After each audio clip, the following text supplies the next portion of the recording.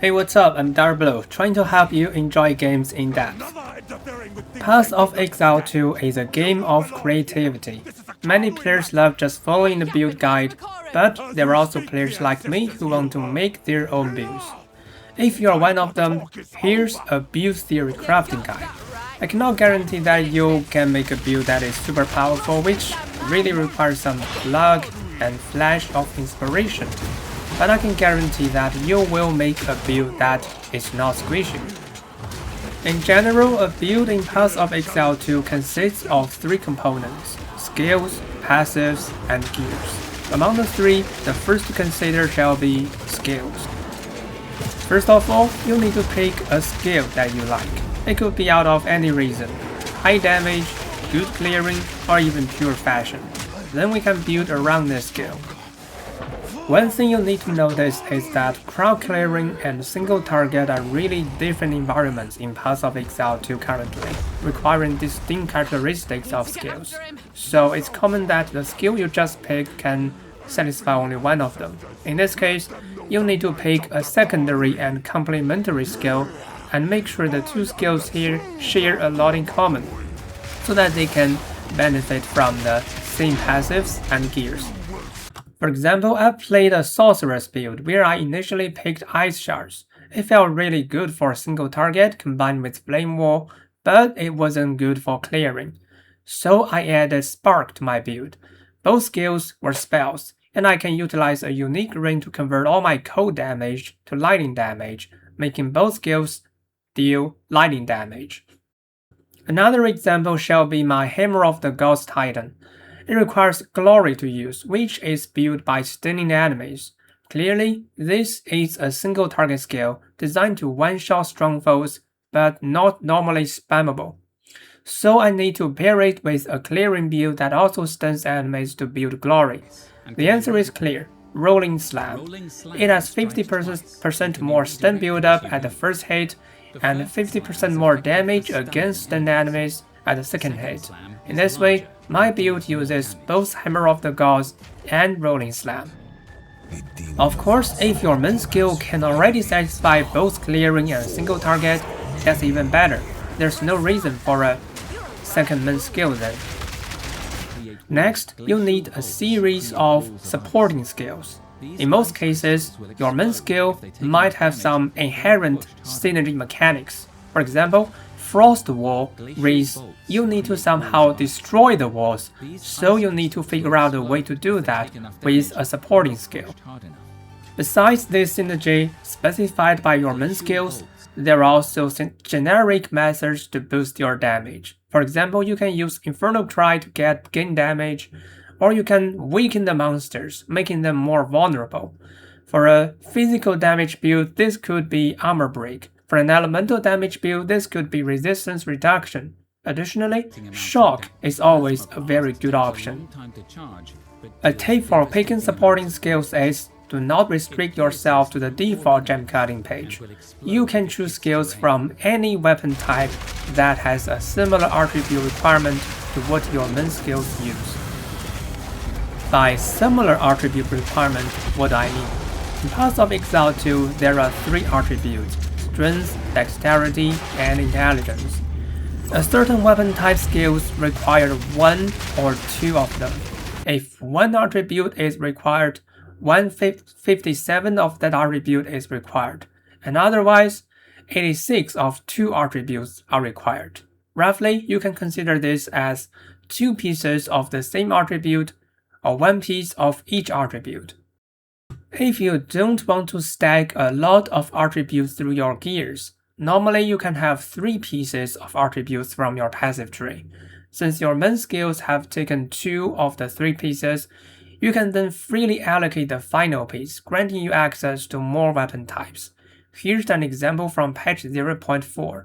My Hammer of the Gods Titan requires two pieces of strength.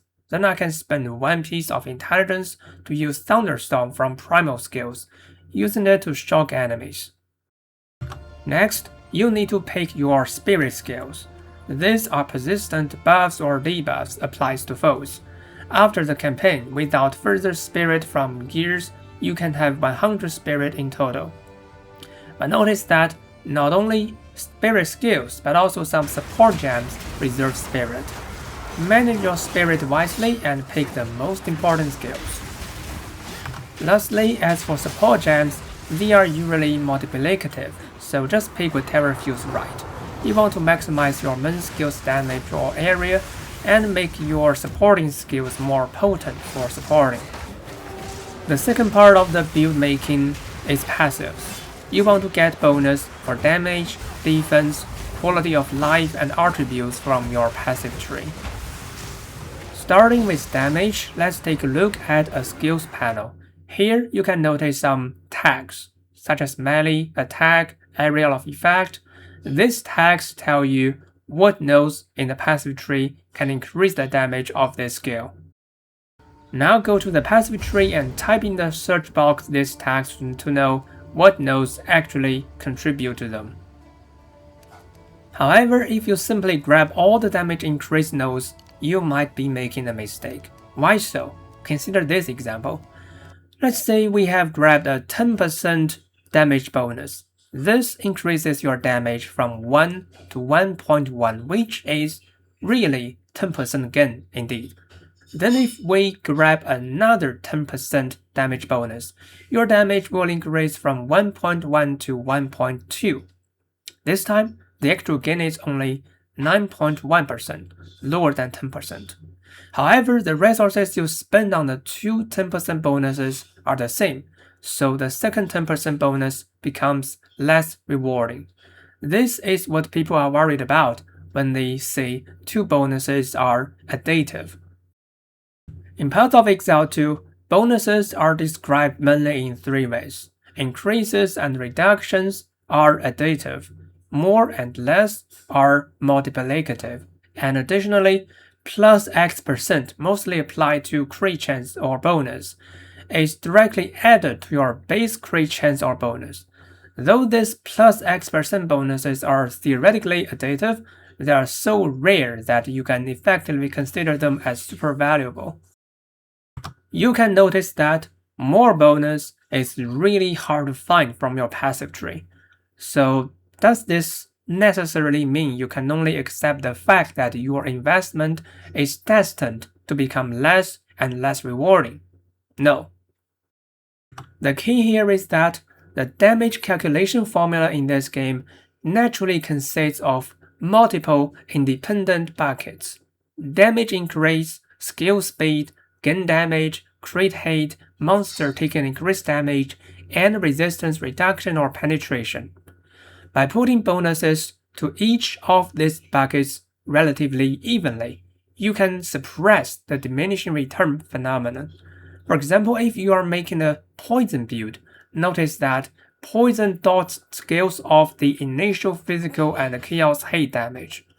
So you shouldn't stack only poison damage, but partially poison damage and partially physical damage. But you should also notice that two damage increases targeting different tags, for example a projectile bonus and an attack bonus, are still additive. Here's some additional notes for certain buckets in the formula. Critical hits.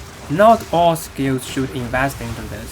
Specifically, a skill that can hit frequently will expect less variance in DPS, while a few hitting skill will encounter more severe variance, so the latter is not suitable for crit investment.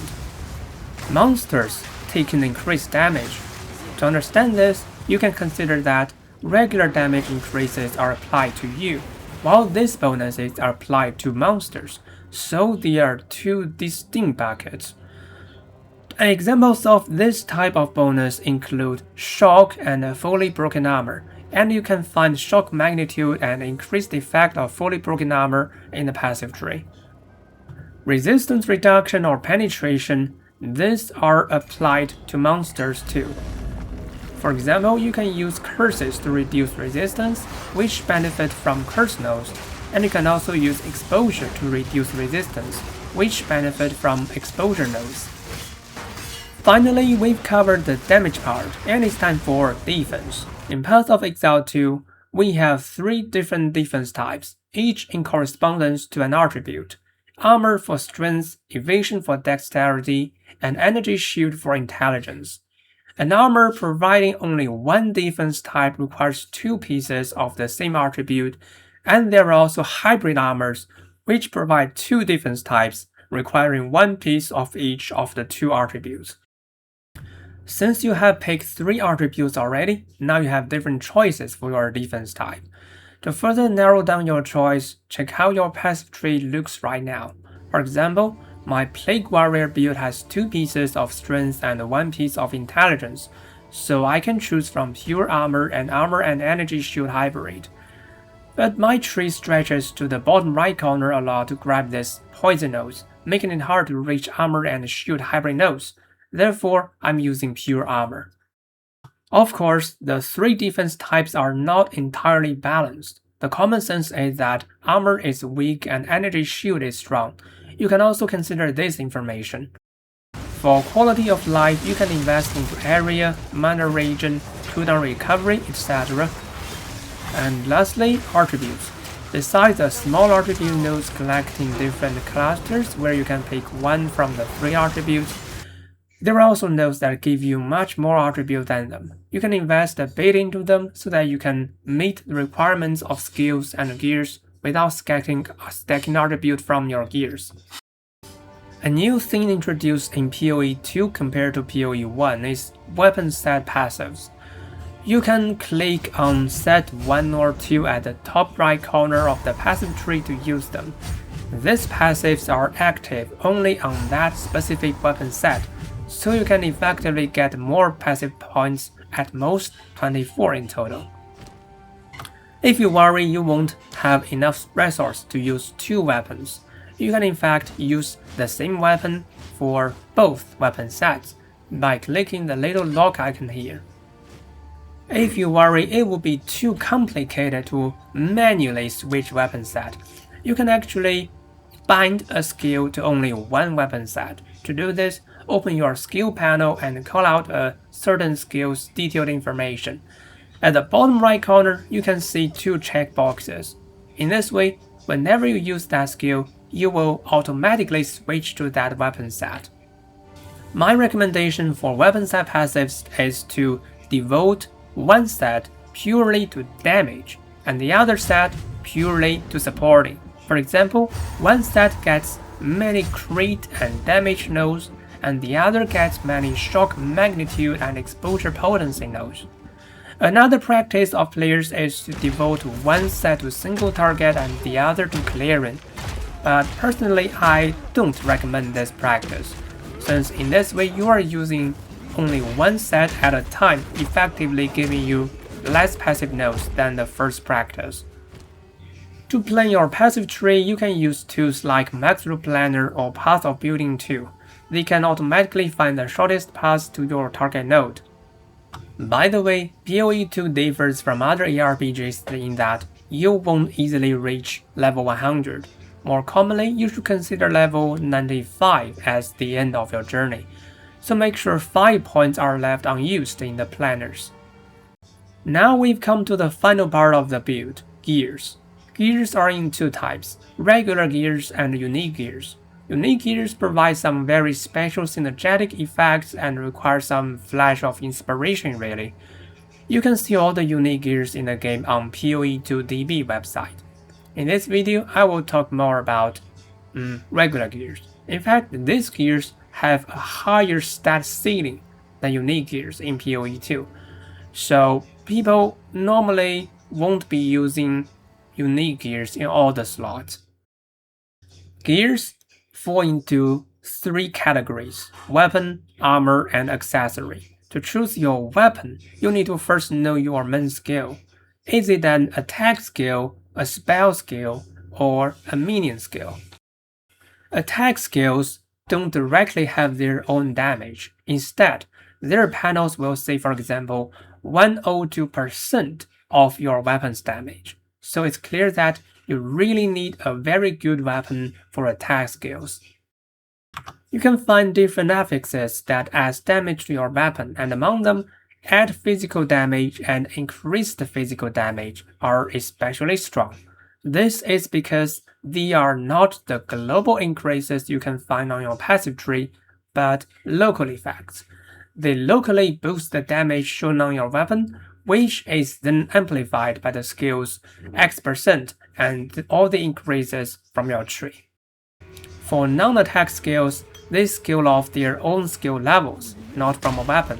So non-attack weapons such as wands don't have a damage thing.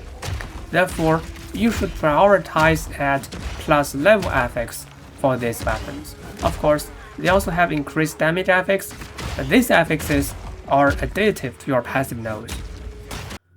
While weapon is your main damage source, armor is your main defense source. Commonly, body armor is the most important source of defense.